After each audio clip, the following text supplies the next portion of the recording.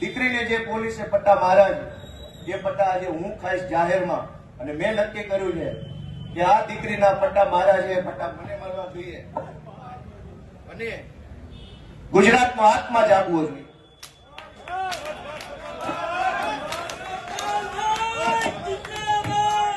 ગુજરાતનો આત્મા જાગવો જોઈએ. હવે ગુજરાતનો આત્મા જાગવો જોઈએ. મૂકી દો.